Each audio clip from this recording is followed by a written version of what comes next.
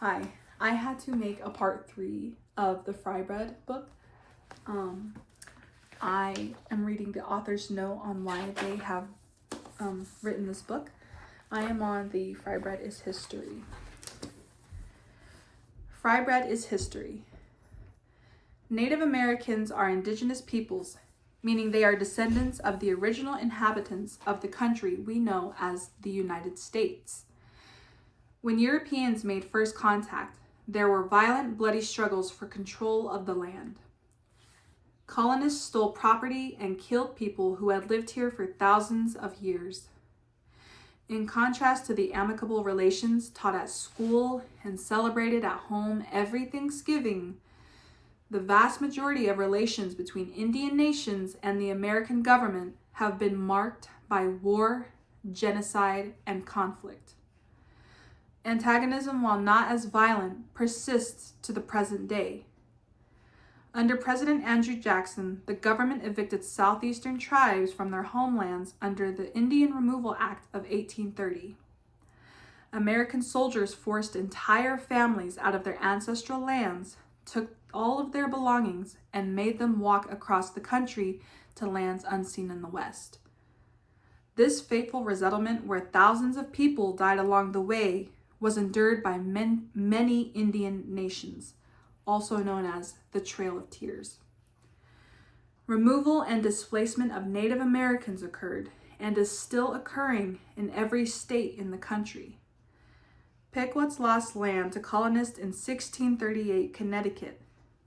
The Sac and Fox fought with Europeans for their land in the Great Lakes region and now have reserves in Oklahoma, Kansas, and Nebraska.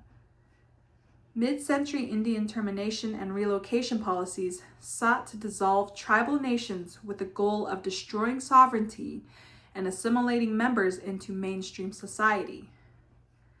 This resulted in the termination of over 100 tribes and the loss of over 1.3 million acres of land. And in 2017, the Standing Rock Sioux protested the federal government's support of construction of the Dakota Access Pipeline on tribal land in North Dakota and surrounding states. That is very true. Fry Bread is place. The map shown on this spread goes beyond the borders of the United States. The lines you're used to seeing drawn between states and countries have been left out since they are federal demarcations that came after the creation and pre-existence of tribal lands. Some Native Americans live on tribal land and others live in cities. The majority live outside of reserved areas. About 78%, according to the 2010 census, the largest reservation, the Navajo, was home to almost 174,000 people. And in New York City alone, there were over 111,000 Native people. Fry Bread is nation. At the time of this book's publication, there are 573 federally recognized Native American tribes in the United States. There are also 67 state-recognized tribes. In Canada, there are over 600. Recognition means that the United States government or a state government has acknowledged the tribe as a sovereign entity, much like France establishing diplomatic relations with Nigeria. The recognition process is very long, and each tribe is required to prove that they have shared history, a shared culture, and a strong government and a common origin, among other things. This can be very difficult since so many tribes have suffered from immense amounts of relocation and cultural stripping. Sometimes a group applies for federal and state recognition, but is denied by both, even though they are Native Americans whose ancestors have been in North America for thousands of years. When the personal opinion of being Native differs from the political opinion of being Native, it brings up hard questions about who and what counts as authentically Indian. In the spirit of inclusivity and as a celebration of Native pride, the list in this book gives voice to the indigenous nations and communities within the United States. This includes large tribes like the Navajo and the Choctaw, Smaller tribes like the Kickapoo and the Duckwater Shoshone. The rancherias in California like Shingle Springs and Penalevel.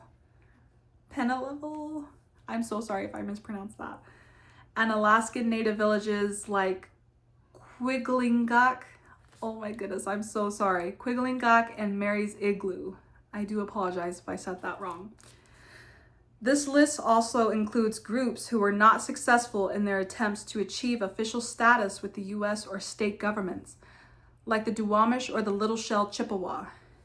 In the end pages of this book, however, they are recognized. We researched or reached out to each nation listed here in this book to confirm the common usage of their tribal name. We wanted to be as accurate as possible and include tribes in the process.